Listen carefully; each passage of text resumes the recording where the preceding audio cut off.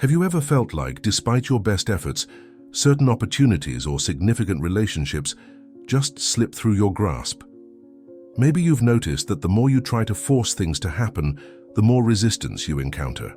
It's natural to wonder if the problem lies with you, if you're making mistakes, or if you need to push even harder to achieve your desires. But what if I told you there's a more constructive and effective perspective, deeply aligned with your own success and happiness? Dale Carnegie, a pioneer in human development and interpersonal relations, firmly believed that what's truly meaningful for you doesn't need to be forced. There's a natural flow that connects you with opportunities, people, and paths, leading to a more fulfilling and authentic life. When you start applying effective principles of human relations and self-improvement, what's meant for you will inevitably find you. This idea might seem challenging in a world that often teaches us everything must be conquered through constant struggle, that if you don't hurry, others will take your place, or if you don't fight, you'll lose. However, this confrontational mindset often disconnects us from something far more productive: the right timing for things, the rhythm of genuine personal growth, and the wisdom that arises from a positive, proactive attitude. Carnegie always emphasized that every individual possesses inherent potential, and by cultivating it and aligning our actions with proven principles, we naturally attract what we need for our development and prosperity. It's not about what the ego superficially desires, but what truly serves our transformation and success. That's why often what you most crave doesn't materialize immediately. Perhaps you're not fully ready yet. Maybe the timing isn't optimal. Or deep down, it's not what will lead you to your highest potential. This understanding completely transforms your approach. It changes how you view setbacks, periods of silence, or rejections in life. It alters your relationship with time, anxiety, and the need for control. When you start trusting this process, not as conformity, but as an act of personal courage, something within you settles. The constant need to prove yourself, to rush everything, or to conquer at all costs begins to fade. Instead, a serene confidence emerges, the conviction that yes, what is yours is coming. And while it's not here yet, you can use this time to live fully, grow continuously, and become the person you need to be to receive what's already on its way. The path to success doesn't stray. It simply awaits the right moment for you to flourish. The idea that everything meant for you will find you doesn't imply passivity. It's not about sitting back and waiting for life to deliver miracles without effort. What Dale Carnegie proposes is a much more subtle yet powerful path, a focus on self-awareness and intelligent action. For something truly important to find you, you need to be in the right attitude and state of mind. And this state isn't a physical location, but an internal disposition. When you're disconnected from who you truly are and your authentic goals, you might find yourself chasing distorted versions of success, affection, or recognition. You might attract relationships that aren't beneficial, or insist on projects that drain your energy. All of this creates a cycle of frustration that makes you believe life is against you.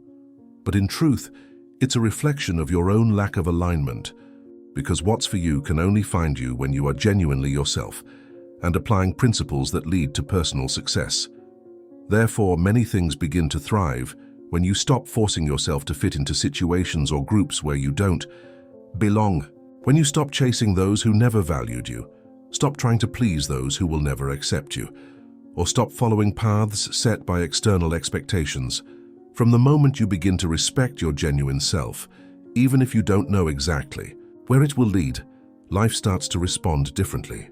Dale Carnegie, though focusing on different aspects, also highlighted the importance of authenticity and individual development as pillars for success and happiness. It's a process of self-discovery where you begin to listen to yourself, your true desires and motivations, instead of simply following the currents of the outside world. This inner movement, however subtle, has a profound impact on your choices, interactions, and overall presence. You stop being someone who feels lost trying to fit in and become a complete and appealing person. At this point, opportunities and meaningful connections become more frequent. Like-minded individuals begin to appear. Favorable situations arise when you least expect them. Doors that once seemed closed open easily. This isn't magic. It's the result of alignment between your inner attitude and the principles of human relations. It's as if the universe or life is saying, now you are ready, now you can receive. And the most gratifying part is that in this state of connection and trust, you no longer feel that desperate urgency from before, because you understand that everything has its right time, that waiting is part of the process, and that the journey shouldn't be rushed. It is precisely in this moment of inner peace and preparation that what is for you in fact finds you. Not because you forced it, but because you became someone who lives in harmony with what has not yet arrived, and that peace is a clear sign that the encounter is imminent. But what exactly is what's for you from Carnegie's perspective? This question holds more depth than it seems, because not everything you fervently desire belongs to you or will benefit you. Sometimes what you want comes from ego, from the need to prove something, to fill a void, or to heal old wounds. That's where we confuse what makes sense with what we lack. Carnegie, through his teachings, reminded us that personal growth and effective influence come from a solid foundation of understanding and genuineness, not from superficial whims. That's why many of our greatest desires don't materialize immediately, not because we're incapable, but because we aren't yet the person we need to be to live those experiences without losing our integrity or purpose. Life in this sense doesn't deny anything. It simply postpones until we are ready. And this being ready isn't about perfection, but about personal maturity, the courage to say no to what harms you, even if it seems tempting, and the honesty to recognize that some dreams were merely illusions. It is precisely in this process of letting go of what doesn't serve you that true personal conquest begins. Because when you release what doesn't belong to you, you open space for what truly is yours and will benefit you to enter. This could be a new, more harmonious relationship, a more satisfying job, a change of environment, or even a rediscovery of what you already have but never valued. And in most cases, what arrives at this moment doesn't have the exaggerated sparkle of what the ego desired, but it brings peace, suitability, and an inner serenity. It's like you stop swimming against an exhausting current and for the first time are carried by the right flow. This doesn't mean an absence of effort. It means conscious presence, discernment, and knowing when to stop forcing, when to let go, and when to trust in life's process. And this is what changes everything, because when you live by forcing doors that won't open, you're communicating to the universe and your own subconscious that you don't trust the timing of things, that you don't believe something better is waiting for you, or that you prefer to cling to the little, to the superficial, to what causes you pain. But when you let go with faith and determination, you are affirming, I deserve more. And this simple act of surrender and empowerment changes the frequency at which you vibrate, the energy field you radiate, and the responses life gives back to you. Thus, what is for you begins to approach gently, without fanfare, without anxiety, because what is true doesn't burst in loudly. It enters because it recognizes in you a home and a kindred spirit. This home and kindred spirit only exist when you stop being who the world told you to be and become who you were born to be. There comes a moment when we realize we no longer need to chase, not out of pride or frustration, but out of wisdom. That's when you understand that everything that flees from you was never truly yours, and everything that remains, even amidst chaos, doubts, and silences, possesses a value worth cultivating.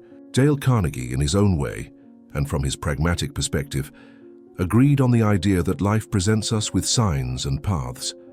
When you insist on something that clearly eludes you, you not only waste valuable energy, but also disconnect from your essence and purpose, because what is truly yours doesn't demand pursuit. It demands presence, understanding, and internal alignment, and this completely changes how you perceive losses, rejections, endings, or silences.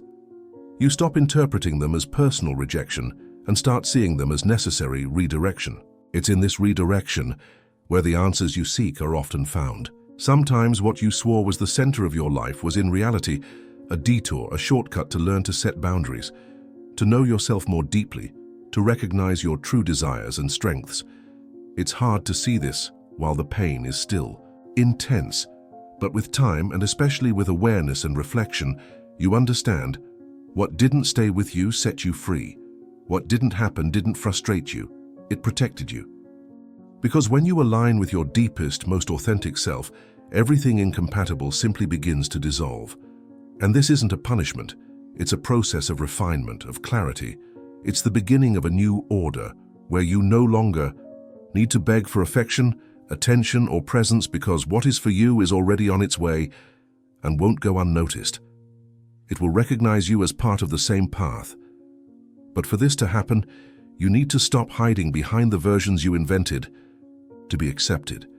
The love that is meant for you, the life that awaits you, your true destiny, do not recognize masks. They only approach when you decide firmly to live without filters, without armor, without fear of appearing vulnerable, because it is in vulnerability that authenticity resides, and it is there that life finds ways to reach you. Dale Carnegie, while not speaking of the soul in a mystical sense, firmly believed in the power of mental attitude and character development. When you start losing things, people, or opportunities, which can be interpreted as a cleansing of the spirit, from Carnegie's viewpoint, it's a chance to reevaluate, detach from what isn't working, and make space for something better. It's not a punishment, it's a preparation to be genuinely filled with experiences and relationships more aligned with your true potential. What's meant for you will find you, but first, you need to find yourself and actively prepare. For Carnegie, destiny isn't something external and unchangeable, but a consequence of how we live and the choices we make. We could say that destiny, in his view, is what you build and attract when you stop running from your true potential. That is, what's for you won't find you while you're living the life others expect of you, repeating inauthentic patterns or trying to please, fit in, or belong at the cost of your integrity. What's true doesn't come to your fabricated version. It arrives when you emotionally strip bare, when you start honoring your convictions, listening to your intuitions, and embracing your feelings. That's when life begins to respond, not because the world has changed, but because you changed how you exist in it, applying a proactive and principle-centered mindset. And then, what once seemed so difficult, so unattainable, so improbable, begins to flow as if it had always been there, simply awaiting your permission. This permission is key, because when you decide you're no longer going to beg for attention, insist where there's no reciprocity, or shrink yourself to fit into the little offered, you create a new field around you, a field where only what vibrates at the same frequency as your truth can enter. This has an almost magical power. You begin to perceive that you don't need to run, convince, or prove anything to anyone. Meaningful connections happen naturally.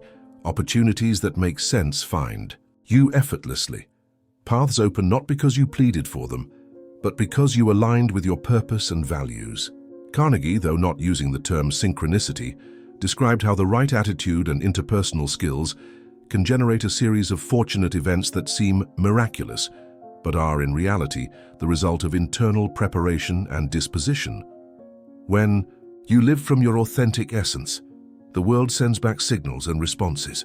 And these signals, however subtle, guide you like silent compasses indicating the right direction. So don't despair if something you deeply desired didn't happen. Don't think you wasted time with someone who didn't stay, or that what you gave to someone who couldn't receive it was in vain. All of this was part of the journey. All of this shaped you for now. Every absence taught you the presence and value of what truly matters. Every rejection taught you your intrinsic worth. Every silence taught you to listen to yourself. And it is precisely this learning that prepares the ground for what is truly yours. Because when you stop insisting on closed doors, others open by themselves.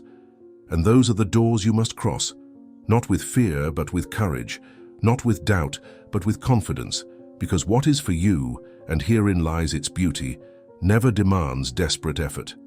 It only demands truth. And when you choose your truth, everything that belongs to you begins to recognize you in return. The great challenge, however, is trusting this process when everything seems stuck.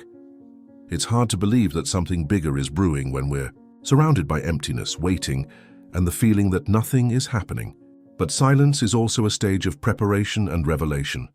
It's in silence that you learn to listen to yourself, to reconnect with what you truly want, and to perceive what you no longer want. Life doesn't operate on our mental timetable.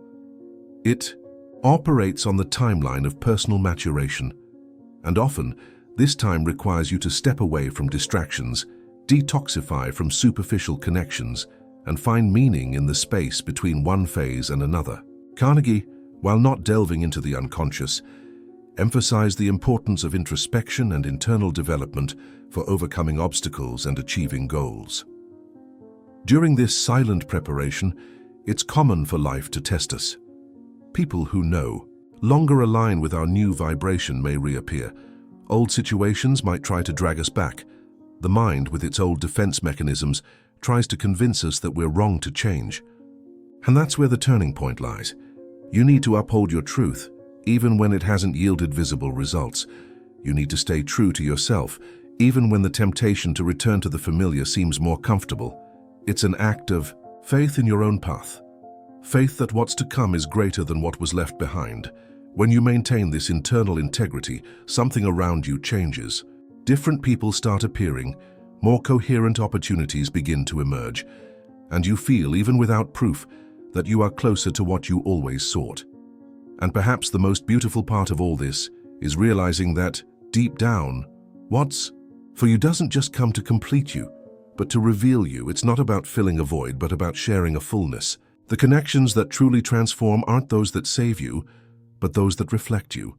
They show you how much you've grown, how much you've healed, how ready you are to live deeply. The love that arrives in this phase of life is no longer about expectation but presence, no longer about need but choice. And all of this is only possible because you went through the previous process of growth and self-improvement. So yes, what's for you will find you, but not because you chased it, but because you stood firm where it mattered most, within yourself.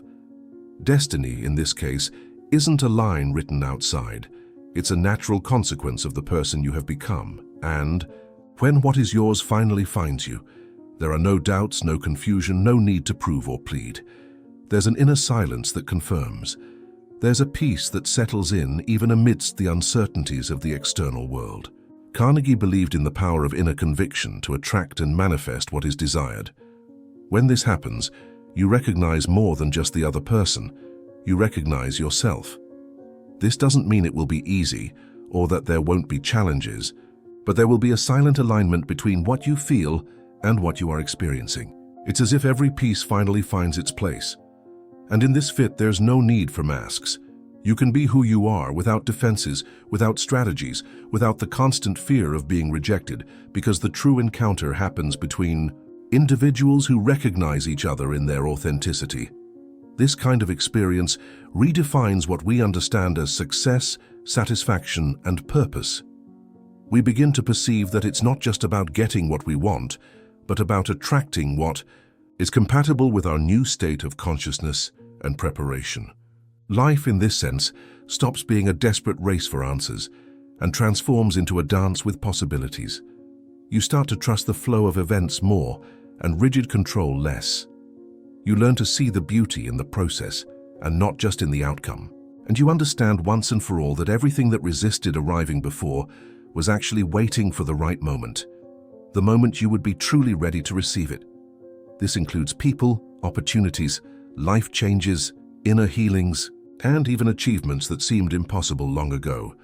All of this begins to align when you stop chasing and start walking with purpose and conviction. This is the true power of understanding that what's meant for you will find you. It's not about crossing your arms and waiting for everything to fall from the sky. It's about walking with awareness, choosing with clarity, becoming someone who lives in tune with what they desire. Carnegie said that life is not a matter of finding meaning, but of living it. And living with meaning is exactly that, aligning your attitudes and actions with the truth of your being. When this happens, the external world begins to respond with greater coherence. What once seemed improbable now seems inevitable, and what once caused you anxiety now brings you serenity, because you understand finally that what's for you is not lost, not far away, and not delayed. It simply awaits the exact moment you are complete enough to live it with depth, presence, and maturity. The deepest truth about this journey is that often what is for you doesn't find you when you are searching, but when you are simply being. When you stop trying to prove your worth to the world, when you let go of control, when you start living authentically, that's when things begin to align almost magically. Not because life suddenly changed, but because you changed. And this internal transformation resonates everywhere. People who once didn't see you begin to notice your presence. Doors that were closed unlock. What seemed unattainable draws near, because life doesn't respond to what you say you want. It responds to what you are. And that's why trying to force events, chasing what doesn't yield, insisting on closed doors is so exhausting, because deep down you know what is truly yours doesn't demand a struggle. It demands presence, integrity, and a heart willing to receive. Dale Carnegie taught us that we are, to a large extent, architects of our own destiny through our attitude and interactions. When you start respecting your boundaries, strengthening your skills and listening to your inner signals, you are in truth shaping the path where your success and happiness can find you.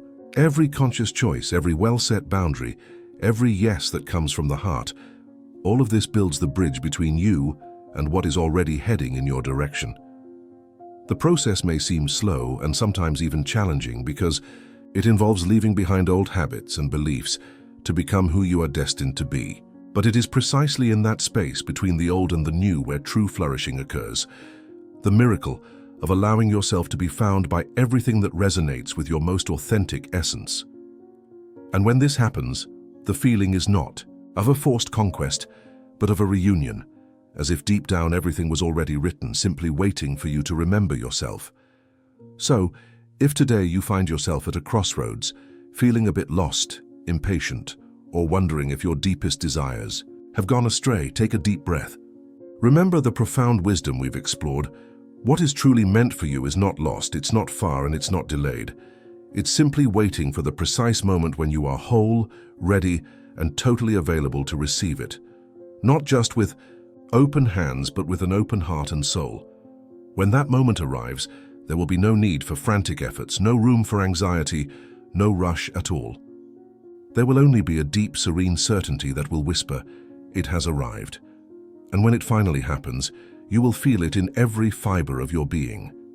It's a yes that doesn't come from logic, fear, or a sense of lack, but from the very core of your being, your essence. And your essence, my friend, is never wrong. Now I invite you to take the first step toward this alignment. Think of one small action you can take today to honor your authentic self. What is one thing you can release that isn't truly yours, or a new step you can take to trust your inner compass? Share your reflections in the comments below. Let's inspire each other on this journey of self-discovery.